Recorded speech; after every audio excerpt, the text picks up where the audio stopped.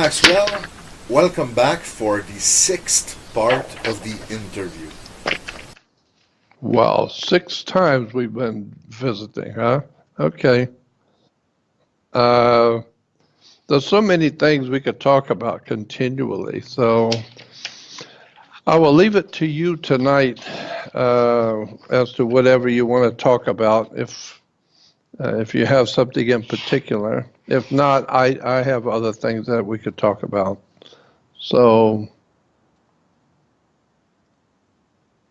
okay. Do you consider yourself a pessimist? Do I think of myself? Are you optimistic or pessimistic? Oh, yeah, yeah. Uh, well, when I understand now. I hate to say this, but you asked me a question, so I'll have to answer it. But I'm not optimistic at all. No. But I suspect that there might be, I don't know for sure, but I think there might be some hope for the human race. But if there is, it will not come from this earth. There will be no, in my opinion, I've only been looking at this subject of the history of the world and how the world works, etc. I've only been really doing this for almost 60 years, looking at these subjects of banking and commerce and government, religion, politics, etc. And so after 60 years of really studying these subjects over and over and traveling all over the world and talking to people and doing research in many different countries of the world and looking at and also being intellectually honest. That's something lots of people are not. I try to be intellectually honest. If it's true, I want to admit it's true. And I don't feel like uh, making a situation seem better than it is. I don't want to make it seem worse than it is, but not better than it is. But in all honesty, after looking at the world and studying it for as many years as I have, I started back in 1959. That's about 56 years ago. When I began to really start studying the way the world works.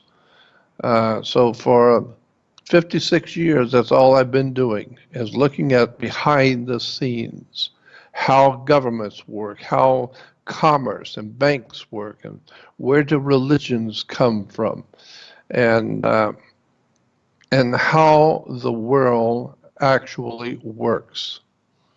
And so very few people know what I'm talking about, but I've been doing this for almost 6 decades.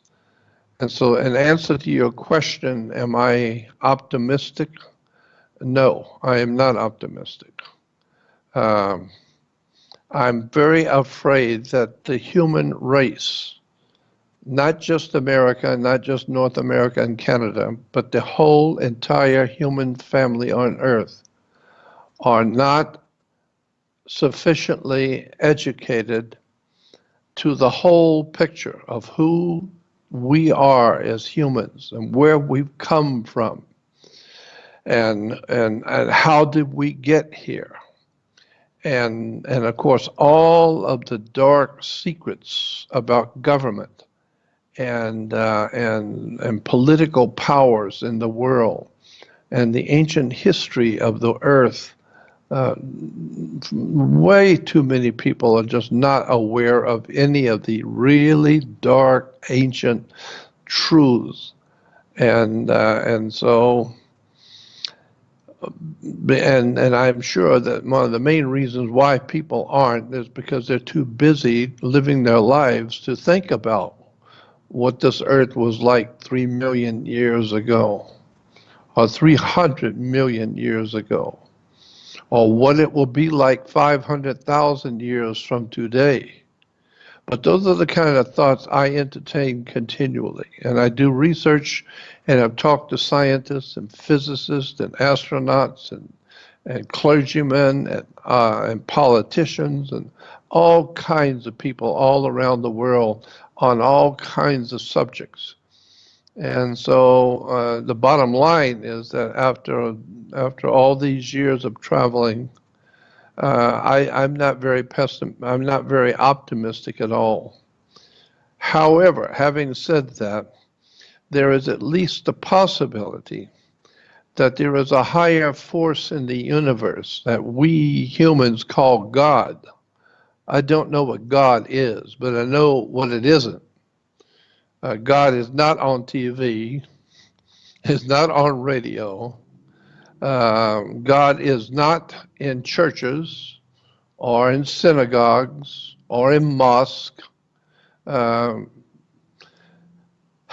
so how would I say? God, to me, God is dog spelled backwards. And so when you talk about optimistic about the human family, you have to understand who are we as the human family? Where did we come from? And go back into our history and look at all the things that you've never heard before. And look at all of the ancient things that we do know, that some people do know, but most people don't know. And you'll begin to see what I'm talking about when I say I'm very pessimistic about our future. Not America, but the whole human race. I am totally convinced, beyond a shadow of a doubt, that there are other life forms on this earth highly intelligent, far more intelligent than we humans, and that they are here and have been here for God knows how long. I've said this to you before, but I think it bears witness again, that we find artifacts, handmade artifacts, found in the earth. They're called, if you want to look them up on the web, look up the word on the web, go to the web and go to image, where it's nothing but pictures. Go to image on the web and type in the word out, O-U-T, out of place, P-L-A-C-E, out of place, artifacts. Type in the word in image, out of place, artifacts. And then you will see what I'm talking about. The thousands of strange things that have been found in this world that we know go back millions of years, with strange artifacts, handmade artifacts that have been found in the earth by mining companies when they go way down into the earth, mining, and go down thousands and thousands and thousands of feet and to strata, into the strata. That far down, the strata is 3.5 to 4 billion years old if you go down far enough. And we humans have drilled mines, especially in Africa and Central and South Africa in particular. There are mines that go down miles and miles and miles down. And even at that depth in the earth, it's in strata, which all scientists and paleontologists will agree that at that far down, the ground is at least 3.5 to 4 billion with a B, 4 billion years old, strata that far down in the earth.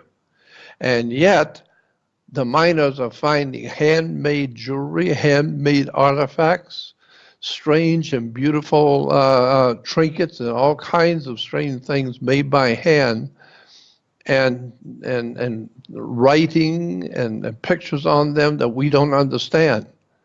We're finding things in the ocean. When we drill for oil, we go down into the ocean and drill down beneath the floor of the ocean, thousands of feet down below the floor of the ocean. And we're bringing up handmade artifacts. It doesn't take an astronaut or a brain surgeon to think and figure out if you're going down that far down into the earth, where all paleontologists and all geologists will tell you that at that depth in the earth is 3.5 to 4 billion years old, and you are finding handmade artifacts, trinkets and bracelets and all kinds of strange things made by hand, that tells you that somebody was on this earth 3.5 to 4 billion years ago.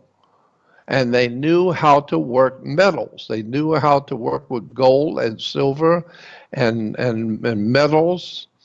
They knew how to carve. It was a phenomenal. Some of the things that have been found, which are extraordinarily ancient and brilliant things which have been found, which prove that the earth is far, far more older than you think it is. And I don't want to say humans, because I don't think there were humans, but there was intelligent life, actually highly intelligent life on this earth 3.5 to 4 billion years ago.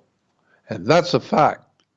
If you go down, if you see all the handmade artifacts that have been brought up, and so many of those artifacts are on metals or rocks, stones, which are heavy, big stones which have been carved with minute accuracy, just an extraordinary display of brilliant handworking and artifacts that are found in the earth, way, way down. And so there's no doubt in my mind that intelligent life, I'm not sure they were human like us, but intelligent life has been on this earth, and the earth has gone through many, many chaotic catastrophes and destruction. If you just look at the mountains around the world, if you just look at the mountains around the world, you will see the strata in the mountains going straight up. Well, they used to be laying down, but something happened, so it caused the mountains and built up huge mountains like Mount Everest. Whatever caused Mount Everest, it was flat at one time, and now it's miles high. So what I'm saying is that I'm not very optimistic about the human family, because we really don't understand our history. We don't know who we are. We don't know who made us, where we came from. And most of us listen to religious leaders who know less than you do, and yet they are out pontificating and telling everyone what the real truth about God is, when in point of fact they have no idea in the world any more than I do or you do. And so I think the worst thing that we have done is trusted our leaders to tell us the truth, when in point of fact they don't know what the truth is. And if they do know, they're not going to tell you anyway. So I think in order to be optimistic, we would have to be a lot more educated, intellectually enlightened, and intellectually honest. If there was going to be any hope for us as a human family, of the human race. I don't see very much intellectual honesty in the world today. In the highly developed countries like Canada and America and Australia and New Zealand, intellectual honesty is almost non-existent. People are not intellectually honest about much of anything. They believe anything they want to believe, and they think anything they want to think, and they listen to their preachers and clergymen and their politicians and scientists, and never for a moment realize that these people are just being paid salaries to tell you what you want to hear. So, so that's the bottom line. As far as I'm concerned, any light at the end of the tunnel is a train coming. I don't believe the human race has what it takes to extricate itself or to get out of the ignorance, the stupidity, the backward, the silly nonsense that we live as humans. I don't think we have what it takes to really look at the world for what it really is and where we've actually come from and be able to save our human family on the earth. I don't think we have that ability. I think we're too ignorant, ill-informed, unread, and too propagandized by organizations around us that tell us all kinds of lies, and then they feed us alcohol and drugs and entertainment. So I'm just giving you a general overall picture of why I say I'm not impressed with the future of the human race, because the people have no power around the world. People have no power to do anything. And the reason why is because knowledge is power, and the people have no knowledge. I mean, even the scripture says that. In the Old Testament, God says in the Old Testament, my people are dying from a lack of knowledge. My people have no knowledge of what's going on, and therefore they're being used, they're being played for fools, they're being tricked and deceived. I mean, the human family is like a child. We're very childlike. We believe, and we believe that our leaders care about us and care about our country, and never realize for a moment that the people in power today don't care about you. Banks don't loan money. That's against the law for a bank to loan money. But people say, well, I've got to borrow money from the bank. You can't borrow money from a bank. Banks don't loan money. People don't understand how a bank works. So again, until you understand how the world works, there's not going to be any hope for the human family. This is what I do. I continually try to educate people little by little by little, hoping that one day people will begin to wake up from their lethargic sleep and start realizing how much they've been lied to, how much of what they believe is not true. And maybe if enough people wake up and get the message, maybe there's be some hope for the human family. But the most important thing that we really need to perfect ourselves in is to be intellectually honest. People will see things they don't want to see, and they will act like they didn't see it, and they will act like they didn't hear something that they didn't want to hear, and go on about their life. Well, then what you're doing is, like the scripture says, the Bible has Jesus saying, you have eyes, but you don't see.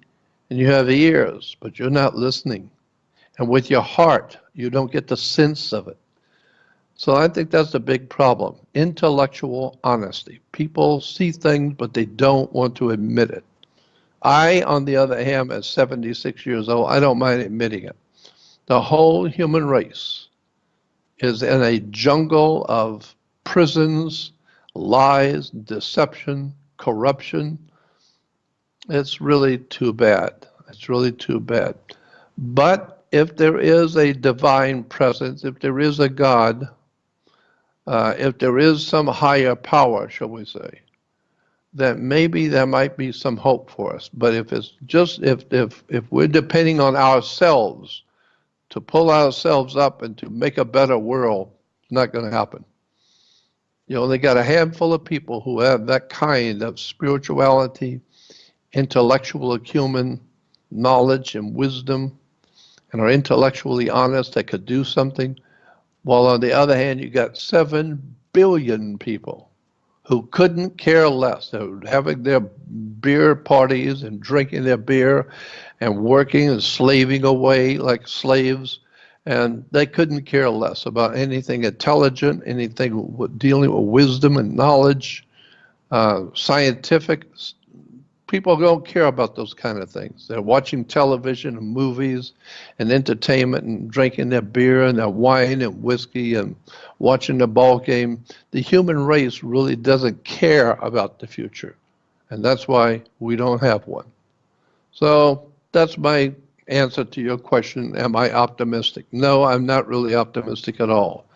But having said that, there may be one higher in the heavens than we are who is looking on and might intervene in our destiny and do something to help us as a human race. I'm not talking about Jesus coming back or Buddha being reborn or any human savior, Messiah coming back to help us. No, I'm not talking about that. I'm talking about something in the heavens that is over all mankind that may change the history and the destiny of the human race.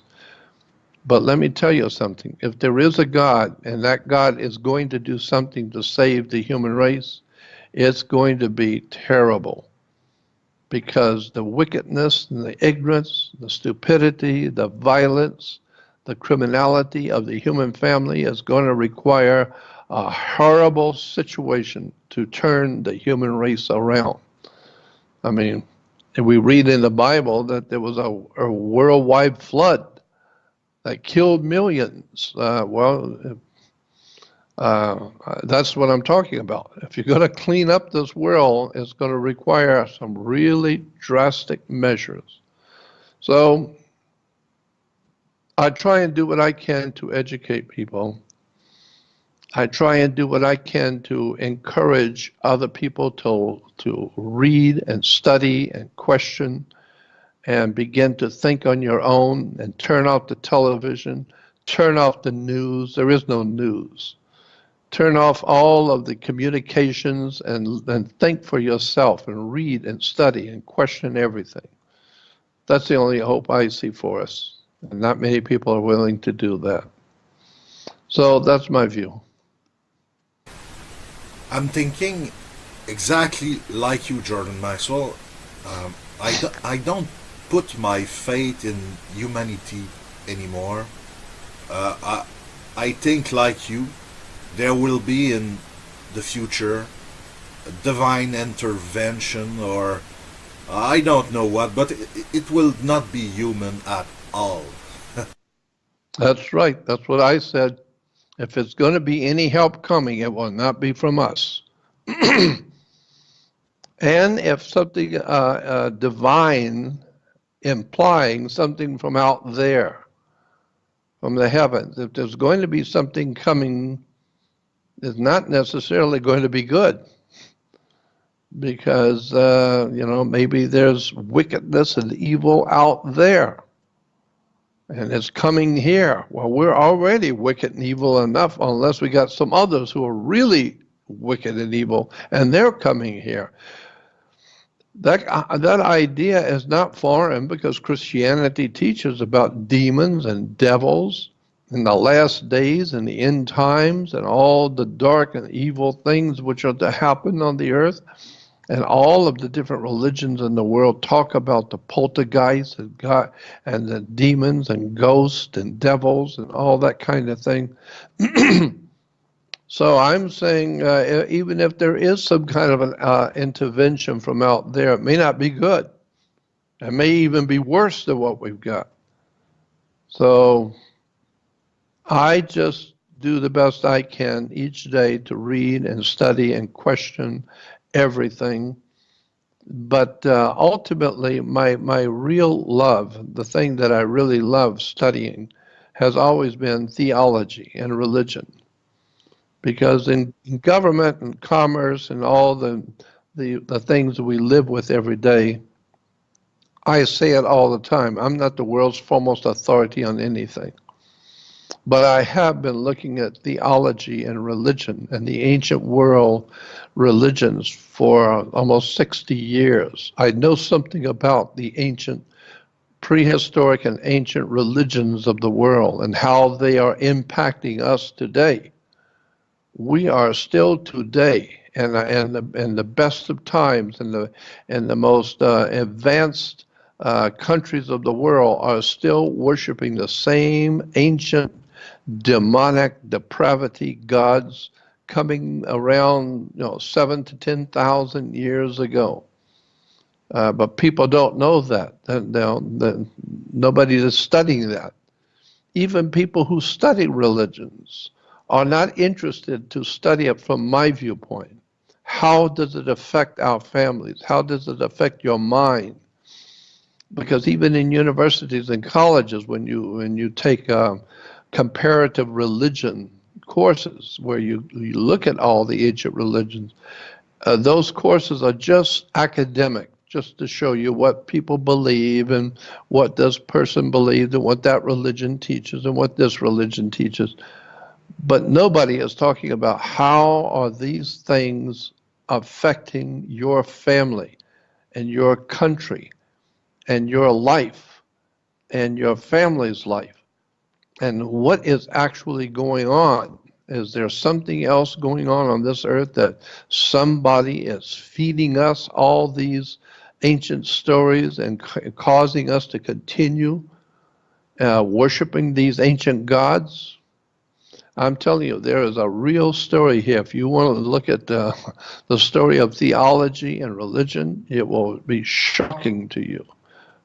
What we are doing when we call ourselves Christians, when we call ourselves Jews or Muslims, you have no idea in the world where all of these religions really actually came from. And you trace it back far enough and it's going to be frightening to you. I will guarantee you.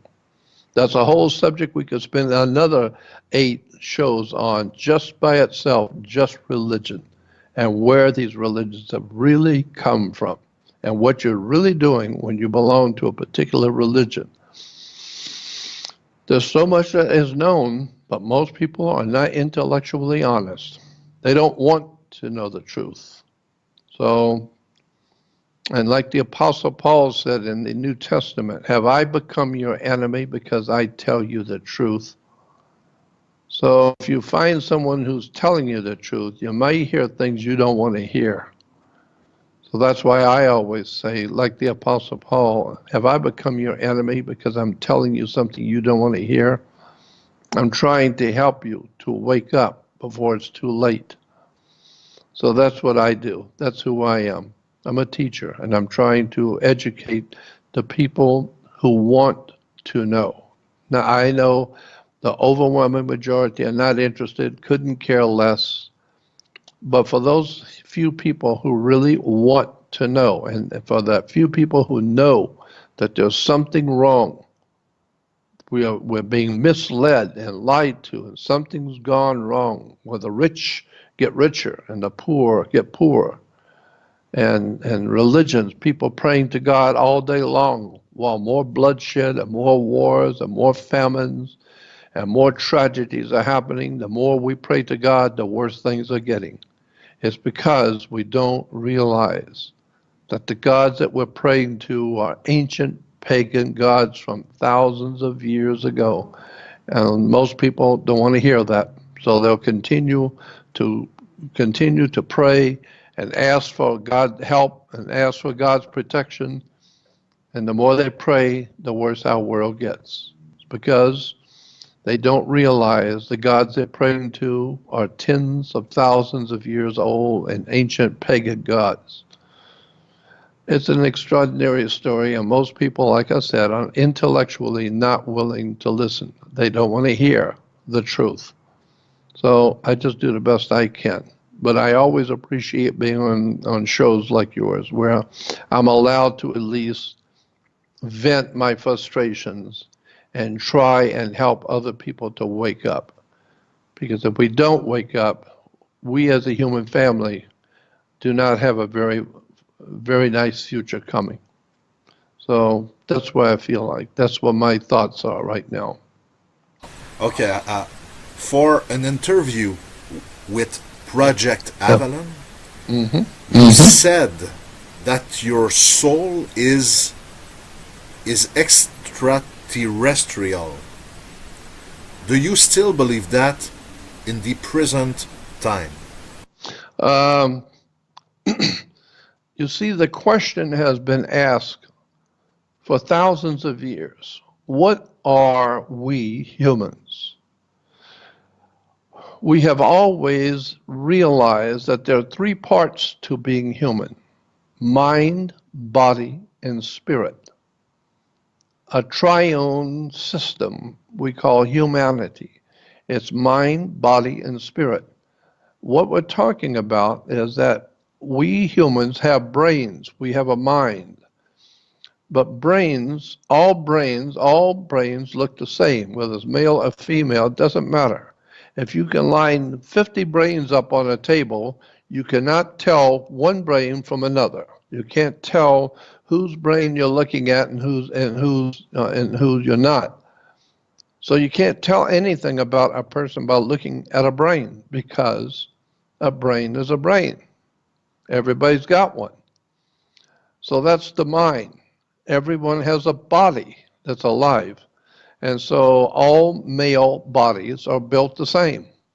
All female bodies are built the same. So you can't tell anything about a human by the body.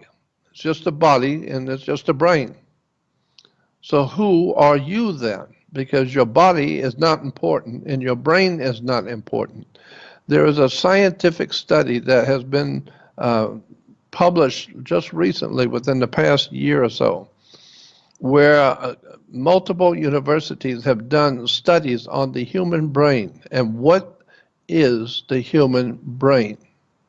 We know it's magnificent, we know it's profoundly important, and it can do wonderful things, but what is the brain for? What is it doing? And they found that the brain is doing only one thing, which was interesting to me when I heard this. They discovered that the brain does only one thing and one thing only. It controls movement. It controls your brain controls your body to move, your arms, your legs, to eat, to run, to play. Your brain controls the body's movement, period. And therefore, it has nothing, your brain has nothing to do with your thoughts, how you view things, how you think, your imagination, your creativity. That is not a part of the brain at all. So we now know that the body is just a body, and the brain is just a brain.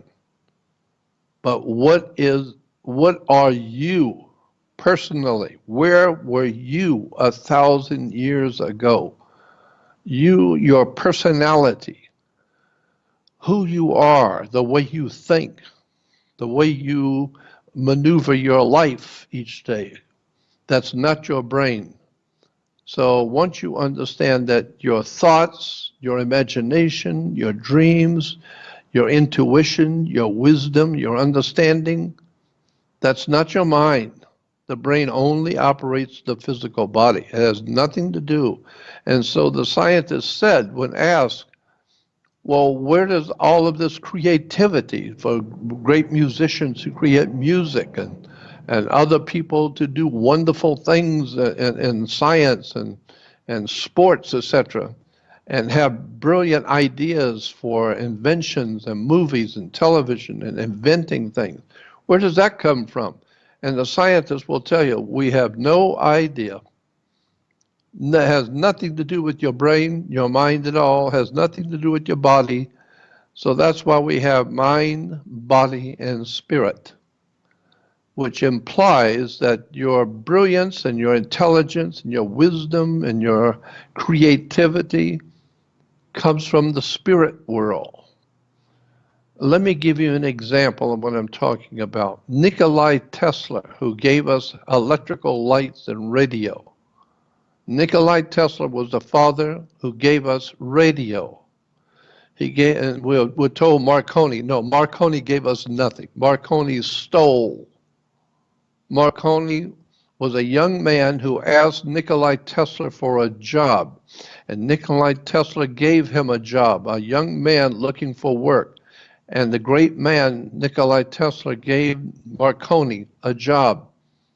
And Marconi, when the old man was not in the office and not in the laboratory, Marconi copied many of Nikolai Tesla's research and work, and then quietly, like a thief, went and copyrighted all of Nikolai Tesla's work and put his name on it.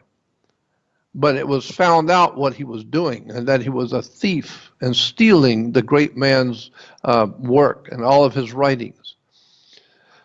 And so Marconi didn't give us radio. He didn't give us anything. He stole.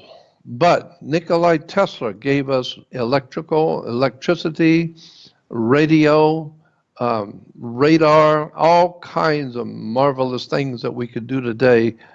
But it was the man, Nikolai Tesla, who gave us all of that wisdom and knowledge. But here's my point. Many years ago in New York City, Nikolai Tesla was honored as one of the greatest mathematicians and greatest inventors and scientists the world's ever known. And so the dinner was held for him in New York in a big hotel. And all kinds of famous people from around the world came to honor the great master inventor Nikolai Tesla. And after dinner, he got up to address the audience. And Nikolai Tesla said, and he was about 85 years old when he was giving this lecture in New York, Nikolai Tesla, the father of electricity, television, radio, all the electrical that we have around us today, he gave us. He's the one that invented it. Well, he said in his lecture to the audience in New York at 85 years old, he said that every night when he goes to bed, he leaves a pad and a pen on his night table next to his bed. And he said, each morning when I wake up, the pad is filled with a particular invention. Somebody's writing down an invention and telling me how to do it and the way to do it and what it will do and how it will work and how to build it. And it's all written out. And he said, I just take the pad. I didn't write it. I was sleeping. But it's a whole pad full of design and how to do this, how to build it, what it will do. And he says, so I go to my laboratory every morning and just do what the pad says. I don't know. And it works. It works. And so he lit the world. And he was a brilliant man, extraordinarily bright, wonderful inventor, scientist. But even he said, my greatest inventions were given to me by somebody who's writing on the pad when I'm sleeping. So that's what makes me believe that there's a higher power in the universe that's watching us, and it's using us like a tool. We do the same thing in governments. We use people to do things that we don't want to do ourselves. Governments will use people to accomplish things. Employers use people to do things they don't want to do, but they'll hire someone else to do it. Well, I think that there is some sort of a system that today we call the matrix. I call it some sort of a spiritual presence in the universe that is obviously higher intelligences are watching us. And they are spirits. I don't care what you call them, ghosts, or demons, or angels, or devils, or poltergeists, or jinns. I don't care what you call these entities which you cannot see but are highly intelligent and are here. You just don't see them, but they can see you. And they are leading us. They are giving us knowledge and technology little by little by little. They are giving us information and knowledge. I have heard so many different scientists, astronauts, philosophers talking about this subject in private. So I know what I'm talking about. Scientists around the world know that all of these great strides that we're making in the world today with technology, somebody's giving us that knowledge. We're not that smart. We're not that smart to know. And like Nikola Tesla, one of the brilliant most brilliant men the world has ever given us. Even he said, I wake up in the morning and it's all written down for me. I just follow what's written down and I light up the city. I light up, I invent radio. I didn't invent anything. It told me how to do it. So somebody is leading us. And that leads me to believe that somebody else in the universe, far wiser than we are watching us, and they're leading us in our evolution, or actually the better word would be intervention. They're intervening and bringing you along and giving you knowledge and giving you ideas and concepts and belief systems, and they're leading you to believe something or leading you to invent something. That's why we say of famous painters and famous artists, we say they were inspired. Michelangelo with his carvings in the Vatican were just obviously inspired. What are you talking about, inspired? Inspired means to breathe. And so inspire means someone is breathing into you ideas. They're giving you something. It's like breathing. They're breathing into you. They're inspiring. Or if there's a bunch of you sitting around a table quietly and you're all breathing together, that's called to conspire. So the bottom line is, I think the human family is now, as it always has been, being led and being given technology. Little by little by little, we're being given technology, and we think we're so incredibly smart. We're not very smart at all. Somebody is playing with us from out there. And there's no doubt in my mind whatsoever that there is, in point of fact, extraterrestrial life on this earth.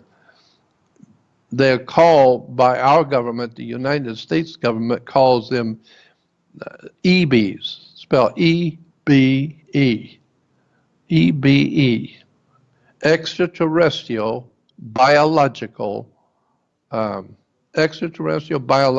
entities, EBE, extraterrestrial biological entities.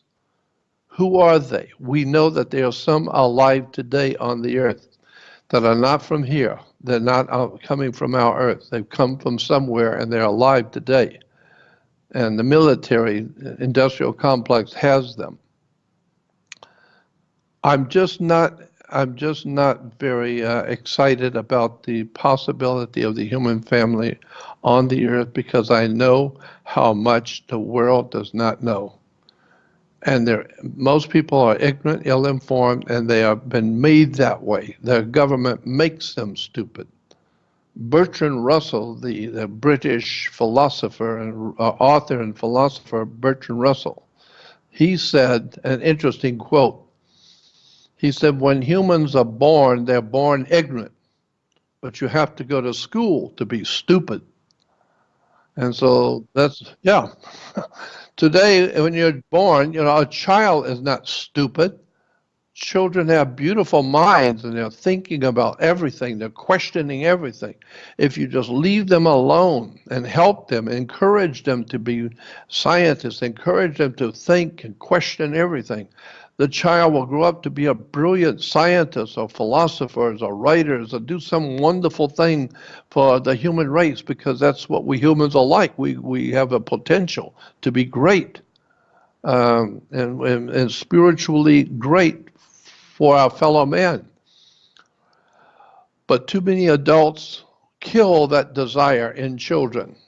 You just go to school. You go to school and learn how to drink your beer and play your ball game and go out and play games at the ball game and the football and the basketball and soccer ball and ping pong ball and bowling ball, and go play your ball games. Don't think about nothing. Just keep your mouth shut and go out and play your games. And so with that kind of mentality running the world, today we have a world of mankind lost. Nobody seems to know from nothing. They don't know what's going on. Nobody knows how to fix anything. Nobody understands how a bank works, what military is, why we have police. Nobody seems to know how anything works. Why? Because we're purposely ignorant. We don't want to know. So what I'm saying is what I'm trying to do is educate people. And if it wasn't for the likes of people like you who have programs who want to know, because that's the big problem. Most people don't want to know. So I'm here for the people who want to know. And I can tell you there's a world of knowledge you've never been told before about the world you live in. So that's it. Jordan Maxwell, we speak a lot today about transhumanism. Is this a threat for humanity, or maybe a trick to change the human genome? Yes. We are being scientifically changed right now. There is a movement, there is a vast movement in the world, very high up in scientific circles, that is planning on changing the human race. We know that we have something called genetically modified foods, GMOs, genetically modified foods. And we're told to watch out for the genetically modified foods because they're very dangerous, because they affect your body and they affect your hormones. They affect everything in you because they're artificial. They're not normal. It's artificially genetically modified. But what you're not being told is that the idea for genetically modifying food is part of something bigger. And that is to the scientific community is working on how to genetically modify human beings, how to genetically modify us so that we can eat genetically modified foods. It's an extraordinarily frightening story about what is happening to us by people who are scientists who are being paid by governments, paid by wealthy financiers to play with us humans, and to recreate the human race to be something totally different than what we are today. And that's why you're seeing so much today, young people who have no respect for anything. They have no care. They don't show any compassion, no love, no concern for their fellow man. Too many young people are roaming the streets on drugs with violence and gangs and could not care less about all the important things that the human family needs, like government and respect for authority, etc., etc. It's because the whole human race is being redesigned scientifically.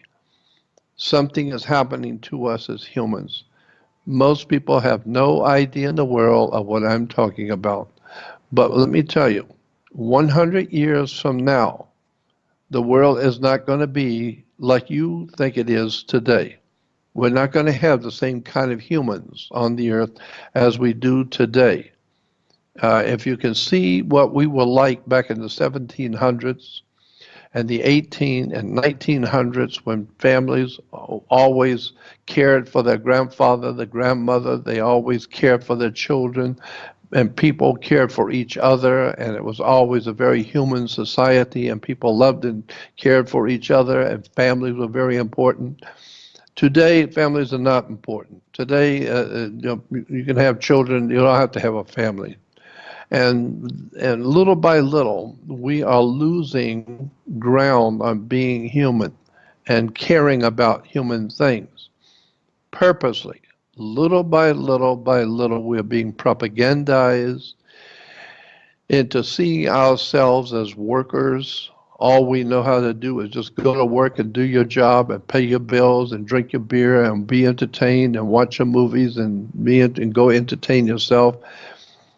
But the normal human creature, the normal human, knows there's something wrong, that they're not fulfilling their feeling for life. There's something dirty and wrong going on the earth. And that's why so many people, so many grown people, adults are turning to alcoholism. Young kids are turning to drugs. Um, People are turning to entertainments. And from there, you get into corruption, corrupt entertainments, alcohol, drugs, violence. And little by little, you get into wars and hatreds. Why? Because the human family on the earth does not have the spiritual grounding that it needs to grow as humans. We don't even know what spirituality is. We don't even know what the word spirituality means. The best we can come up with something called religion. That's not spirituality. Spirituality is an individual sitting and thinking deeply about your family, about your children, about your mother, about your family, and about your country and your friends and your family. And who are we and where did we come from and how do we protect ourselves and how do we protect the older people and the children. We're not able to do any of that. We're not able to protect ourselves, much less our family.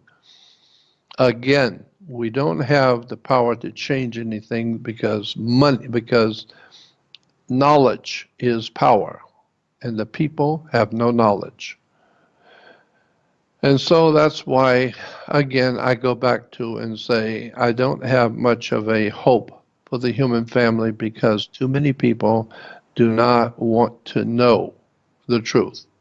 They're not interested. But for those few people in the audience, because I know in every audience there are going to be some who are very, very legitimately concerned about truth, and they want to know what's going on.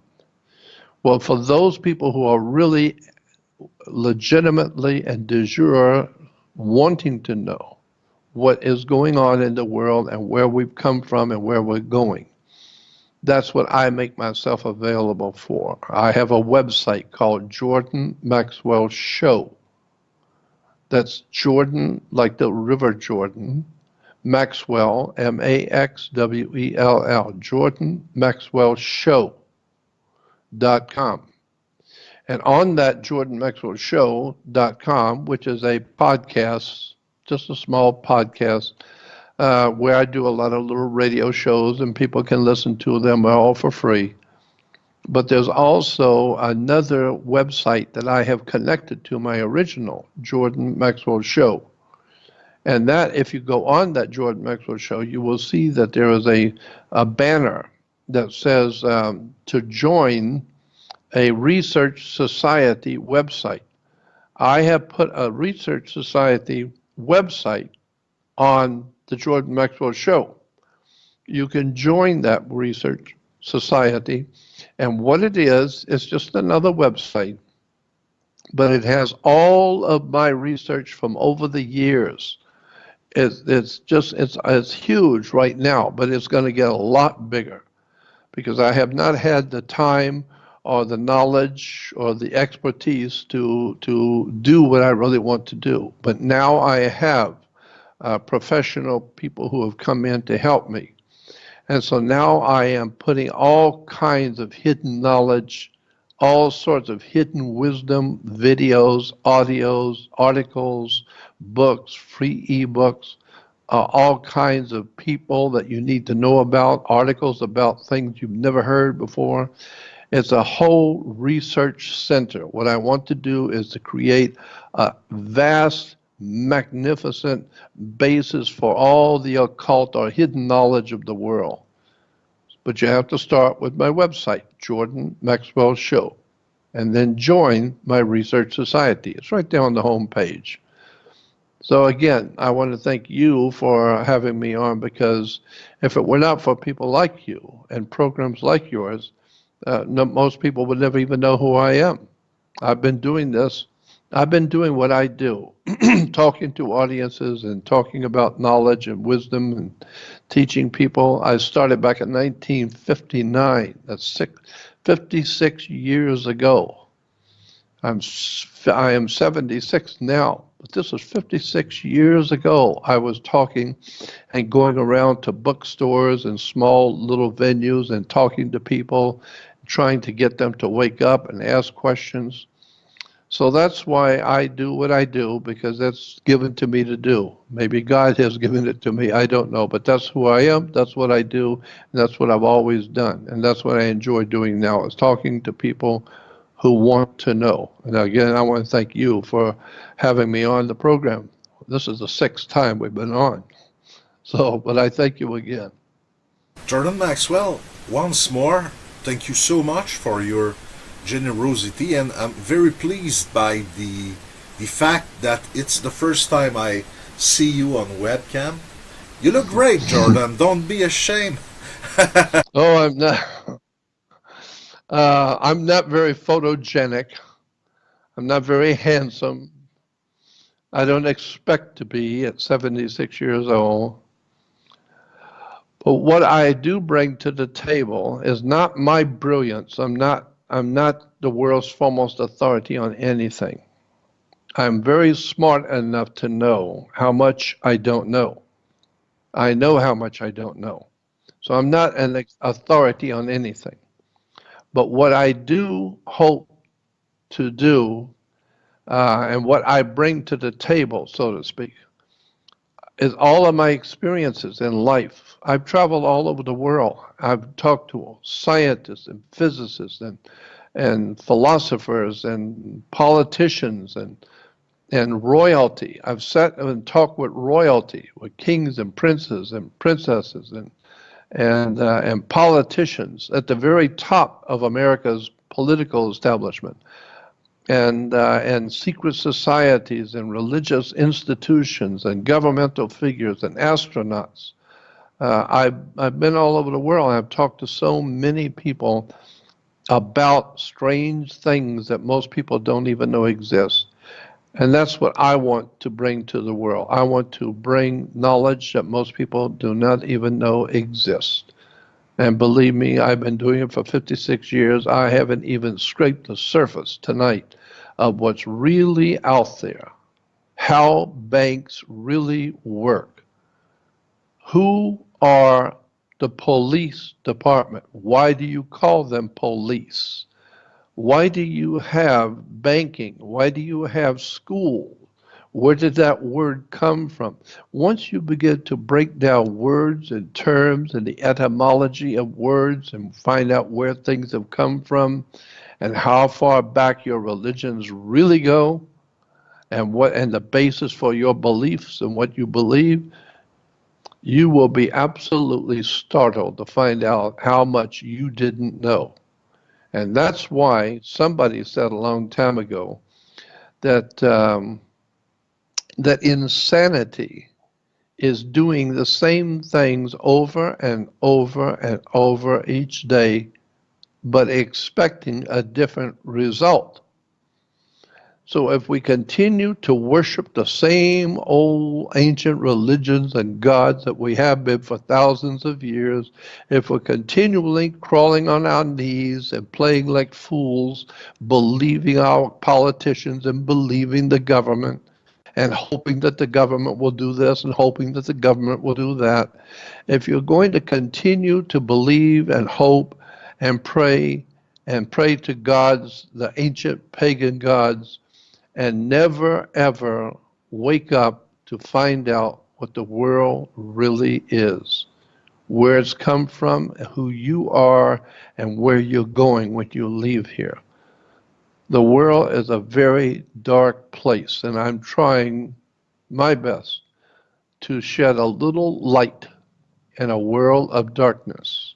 So, like I've always said, and I try to say every time, I am not the world's foremost authority on anything. I am just an ordinary man pursuing extraordinary knowledge. I want to thank you for being on your show, too.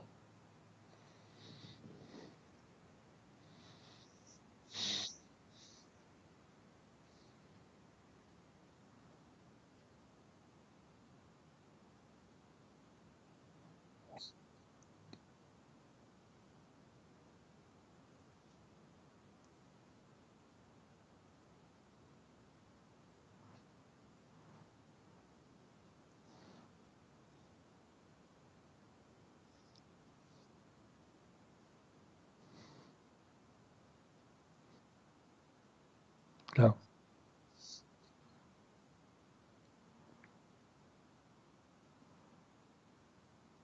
I would love to. We'll have to start a whole new session of shows, yeah, because there's so much I would like to, specifically talk about. If we want to get into religion, that's my favorite subject is religion. Where did the religions of this world really come from? Where do they really come from? And what is the words that are used in different religions? What do they mean?